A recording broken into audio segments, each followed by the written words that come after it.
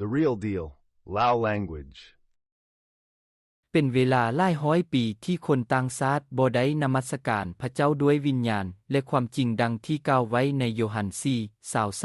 4:23มันบอกว่าแต่เวลาจะมาถึงและในปัจจุบันแมนในเวลาที่ผู้นมัสการที่แท้จริงจะนมัสการพระบิดาในวิญญาณและความจริงสำหรับพระบิดากำลังซอกหาสิ่งดังกล่าวเพื่อนมัสการพระองค์ผู้นมัสการแท้แม่นคริสเตียนแท้และเจ้าต้องเข้าใจว่าเจ้าบ่ได้อยู่ในขณะนี้แต่หวังว่าเจ้าจะเป็นในอนาคตมีความโศกเศร้าที่เกิดขึ้นกับชาวคริสเตียนคนต่างชาติและภัยผลของพระวิญญาณที่เป็นผู้เชื่อถือที่ชอบธรรมพวกเขาเจ้าได้ถูกฆ่าตายโดยการเชื่อถืออื่นที่มีความชอบธรรมทางด้านร่างกายทุกคนเอิ้นตนเองว่าเป็นคริสเตียนหลายร้อยปีก่อนคือกับเขาเจ้าเอิ้นตนเองในทุกมือนี้ชาวคริสเตียนที่แท้จริงแม่นคนเดียวที่สามารถให้ความจริงแก่เจ้าเกี่ยวกับพระคัมภีร์ไม่เพราะว่าพวกเขามีพระวิญญาณแห่งความจริงอยู่ในพวกมันพระเจ้ามีคำสั่งพระเจ้ากับพระเยซูและพระเยซูกับสานุสิทธิ์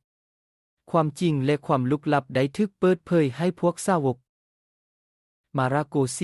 4:11-12พระองค์ทรงกล่าวแก่พวกเขาว่าให้พวกเจ้ารู้ความลึกลับของอาณาจักรของพระเจ้าแต่คนที่อยู่นอกทุกสิ่งก็เป็นคำอุปมา12เพื่อว่าเบิ่งแล้วจะเห็นบ่เข้าใจและเมื่อได้ยินก็บ่เข้าใจลูกา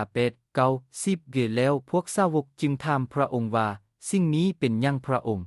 10และพระองค์ได้กล่าวว่ามันได้ถูกมอบให้แก่ทานเพื่อให้รู้จักความลึกลับของอาณาจักรของพระเจ้าแต่ที่ยังเหลือมันได้ถูกให้อยู่ในคำอุปมาว่าเบิ่งเข้าอาจจะบ่ได้เห็นและได้ยินเข้าอาจจะบ่เข้าใจ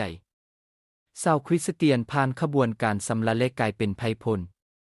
ดังนั้นมันแม่นชาวคริสเตียนและไพพลที่ซ่อนผู้เชื่อถือผู้ที่บ่ได้รับบัพติศมาด้วยพระวิญญาณบริสุทธิ์ด้วยการแสดงออกของพระวิญญาณแห่งความจริง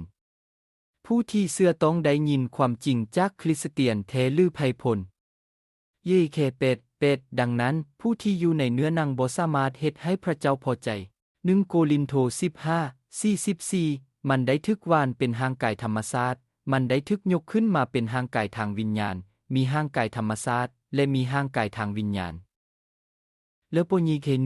1:13ในพระองค์ท่านได้วางใจในพระองค์หลังจากที่ท่านได้ยินพระคำแห่งความจริงพระกิตติคุณแห่งความรอดของท่านในพระองค์ที่ท่านเชื่อท่านได้ถูกผนึกเข้ากับพระวิญญาณญาณบริสุทธิ์ของคำสัญญาเจ้าต้องมีพระวิญญาณแห่งความจริงเพื่อซ่อนความจริง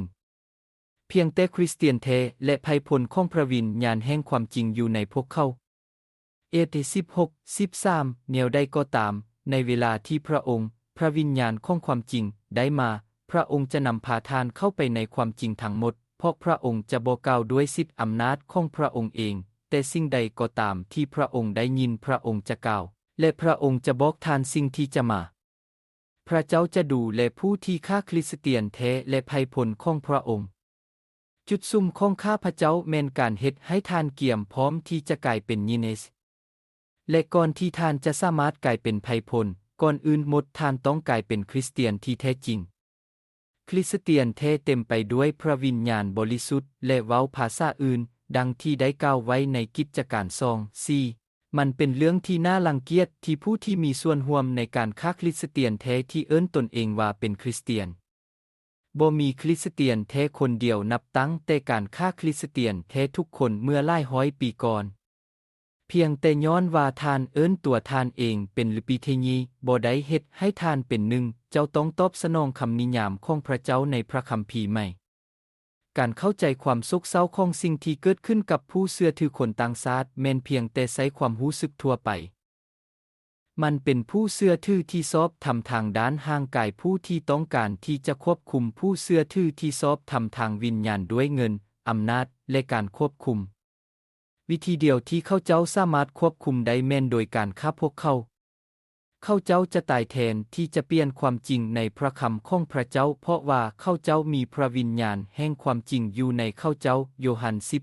14:17พระวิญญาณแห่งความจริงผู้ที่โลกบ่สามารถรับได้เพราะว่ามันบ่เห็นพระองค์หรือรู้จักพระองค์แต่ท่านรู้จักพระองค์เพราะว่าพระองค์สถิตอยู่กับท่านและจะอยู่ในท่านเกิดยั่งขึ้นต่อไปที่ทรงพ้นต่อผู้เชื่อนิกาย ทุกคนสามารถเริ่มต้นการแบ่งแยกโดยอิงใส่ความคิดเห็นของตนเอง ด้วยเหตุนี้หลายคนจึงเอิ้นศาสนาว่าเป็นความคิดเห็น มันอาจจะอิงใส่ความจริงเล็กน้อยหรือบ่มีความจริงเลย คำถาม เจ้าคาดหวังว่ากลุ่มใดหลังจากหลายร้อยปี จะรู้ความจริงได้แนวใดในเวลาที่พวกเขาเริ่มต้นโดยบ่มีความจริง เพียงแต่เนื่องจากว่าตัวห้านได้ประมาณ การซ่อนการเทื่อเนื่องจากที่บ่ถูกต้องของตนถึงจุดที่มันกลายเป็นประเพณีบ่ได้เฮ็ดให้มันเป็นความจริง บ่มีจักกลุ่มใดรู้ว่ามัทธิย28 19 20เป็นคำนิยามของคริสเตียน หรือว่าเอเต3 5ยูเต16 16 18 42 4วิเยกเอเต3 16กันอีวิปิสอิงปิทินิวแกแต่ละพระคัมภีร์เหล่านี้กล่าวเกี่ยวกับพระวิญญาณของพระคริสต์พระวิญญาณของพระเจ้าและพระวิญญาณแห่งความจริง ในท่านะเป็นสลาดที่มนุษย์คิดว่าลาวเป็นลาวบ่สามารถเข้าใจความจริงทางวิญญาณในพระคำของพระเจ้า1โครินโธ2 14แต่มนุษย์ธรรมศาสตร์บ่ได้รับสิ่งของพระวิญญาณของพระเจ้าเพราะว่าพวกเขาเป็นความโง่จ้าสำหรับลาวและลาวบ่สามารถรู้จักมันได้เพราะว่าพวกเขามีความเข้าใจทางวิญญาณศิษยาภิบาลหรือผู้นำที่ยืนอยู่ทางหน้าของประชาคมเอิ้นตนเองว่าคริสเตียนและชาวคริสเตียนประชาคมบ่ฮู้พระคัมภีร์แม้และบ่ฮู้ว่าอาณาจักรของพระเจ้าแม่นเกี่ยวกับหยังเป็นหยังเจ้าจึงบ่สมเทียบตัวเองกับสานุสิษย์ที่ทึกเอิ้นว่าคริสเตียนหลังจากเขาเจ้าได้รับบัพติมาโดยพระวิญญาณบริสุทธิ์กิจการ11-26เขาเจ้าได้ทึกซ่อนความจริงโดยพระเยซูเขาเจ้าได้รับพระวิญญาณของพระคริสต์โยฮัน20:22เขาเจ้าได้รับพระวิญญาณของพระเจ้าและพระวิญญาณแห่งความจริงเมื่อเขาเจ้าได้รับบัพติศมาโดยพระวิญญาณบริสุทธิ์กิจการ2-4และเจ้าต้องเว้าภาษาต่างๆมาระโก16:17กิจการ2-4กล่าวว่าพวกเขาก็เต็มไปด้วยพระวิญญาณบริสุทธิ์และเริ่มเว้าภาษาอื่นตามที่พระวิญญาณได้กล่าวแก่พวกเขาท่านต้องการพระวิญญาณของพระคริสต์พระวิญญาณของพระเจ้าและพระวิญญาณแห่งความจริงที่จะเต็มไปด้วยพระวิญญาณบริสุทธิ์ผู้ที่เว้าภาษาแปลกในพวกเจ้าในตอนนี้ต้องได้รับการสอนความจริงก่อนที่เจ้าจะได้รับพระวิญญาณแห่งความจริงผู้ที่เชื่อคิดว่าพวกเขาเป็นคริสเตียนเว้าว่าพวกเขาเกิดอยู่ในนิกายนี้และพวกเขาจะตายในนิกายนี้เพียงแต่ย้อนว่าตัวห้านนี้ได้ประมาณหลายร้อยปีมันได้กลายเป็นประเพณีที่มีการบรรยายที่บ่ถูกต้องผู้เชื่อถือต้องเข้าใจว่าหลังจากเจ้าตายทางร่างกายเจ้าสืบต่อดำรงชีวิตทางวิญญาณเอเต5:29และออกมาผู้ที่เฮ็ดดีการฟื้นคืนชีวิตของชีวิตและผู้ที่เฮ็ดความชั่วกับการฟื้นคืนชีวิตของการลงโทษเป้าหมายของโบสถ์แม่นเพื่อเฮ็ดให้ผู้เชื่อถือกลายเป็นชาวคริสเตียนและไพพล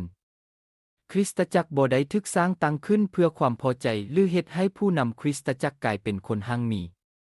ตื่นได้ยินและได้รับในหัวใจของเจ้าความจริงในพระคำของพระเจ้า